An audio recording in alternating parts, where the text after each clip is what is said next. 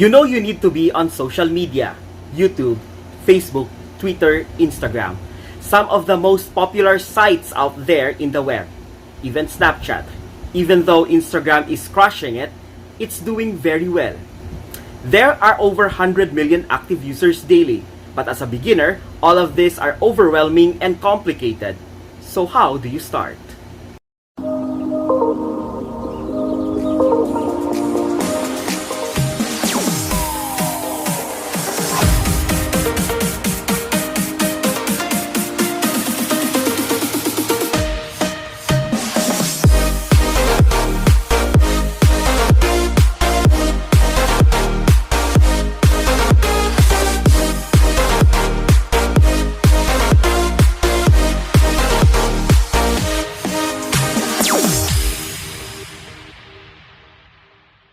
Hey everyone, I'm Rod Bolivar, a social media manager, a digital content producer, and a journalist.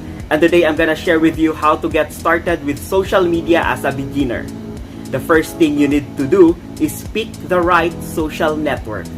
There are a lot of them, whether it's Facebook, whether it's LinkedIn, whether it's Twitter. It's up to you on which network you want to be on. You could be in all of them, but if you're in all of them, you're not gonna spend enough time to make this profile amazing. In other words, you don't want to be on LinkedIn and do a mediocre job. You don't wanna be on Facebook and do a mediocre job. It's better to not be on them than it is to do a mediocre job, because doing a mediocre job will get you no reach. Social media, 5-6 years ago, was way easier to leverage to get traffic from. Nowadays, their algorithms are so strict because there's so much competition. They're looking for the cream of the crop.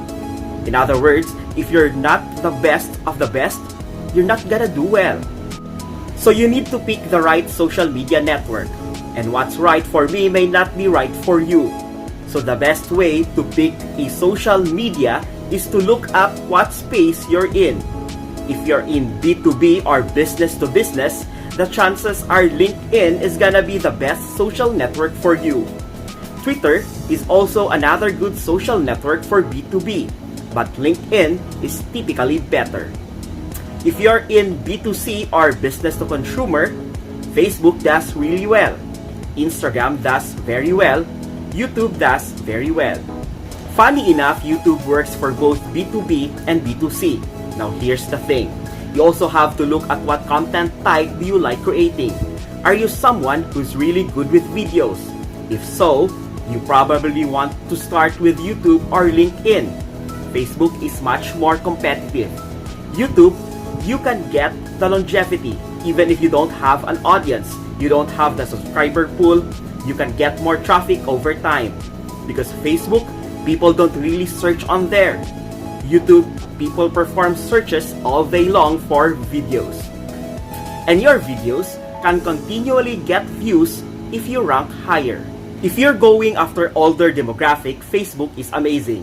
If you're going after younger demographic, Instagram and Snapchat are amazing. But now that you have a right one, the second thing you need to do is start creating contents. Even if you don't have friends or following on social media, it doesn't matter. No one's gonna follow if you don't have any content. So start creating content. That will start off with completing your profile. Facebook, Twitter, Instagram, all of them have profiles. You need to complete everything from a username to your email address, to a really proper, nice image, to a description of who you are or your company. If you don't complete your profile, you're not giving people a reason to follow. And when you're completing your profile, talk about the benefits that people are gonna experience from following you or subscribing to your page. But as I mentioned, it's all about creating content. So it starts with a profile and then it gets to content. If you're not sure what content to create, you need to check out your competition. You all have competitors. Even if you're in a new space like, let's say, your Food Panda and you're revolutionizing the food delivery industry, where your competition would be the other food delivery services. So, you look at what is my competition doing on social media. You look at your closest competitors.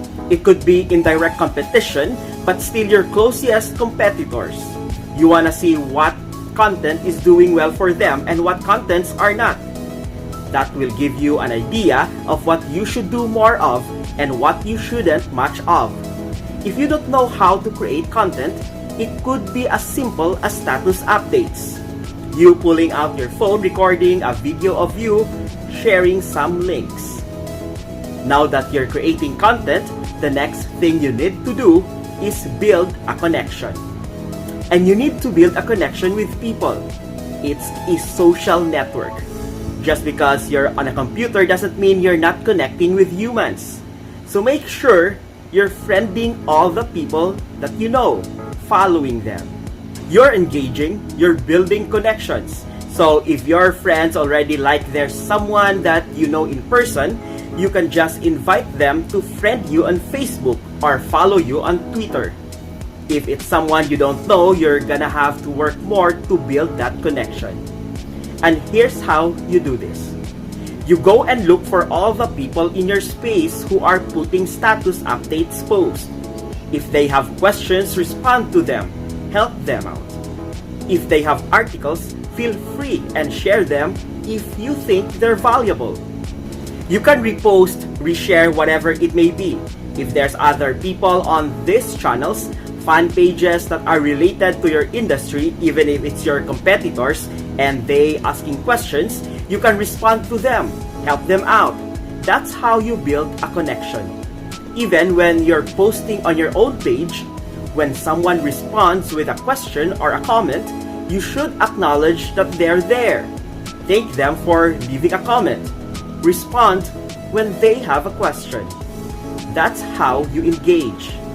And what I found is over time, as you engage, what you'll see is a lot of people will come back over to your site. They'll follow you. You'll engage deeply with them and they'll become a loyal, die-hard follower. It's not just about growing your number and having 1,000 followers or 10,000 followers, which then gets me into my last tip. And the last tip is don't go for follower counts. It's all about having valuable connections, personal ones.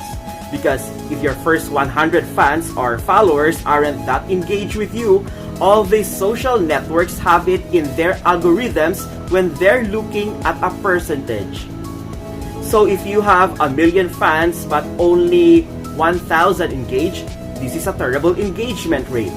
You shouldn't show your content to anyone because no one likes it. But if you had 100 followers and every single one liked it, shared it, and commented, they did all three of those things.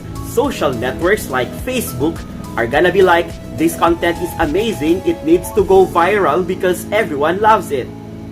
So it's not just about having the most amount of fans. It's about having the most amount of engaged fans. If someone's not gonna engage, you don't want them. You don't just pay models to talk about you so you can get more followers. It's about having the most relevant die-hard fans.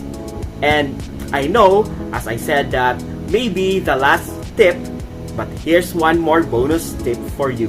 Don't push people to your business from day one.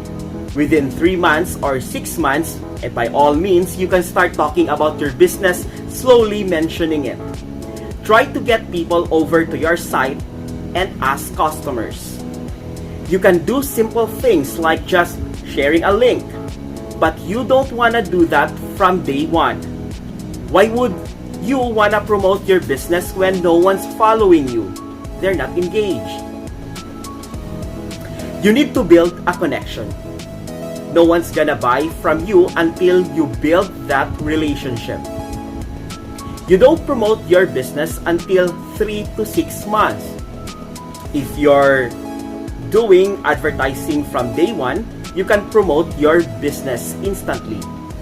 But if you're trying to build up everything organically, you can promote your business from day one.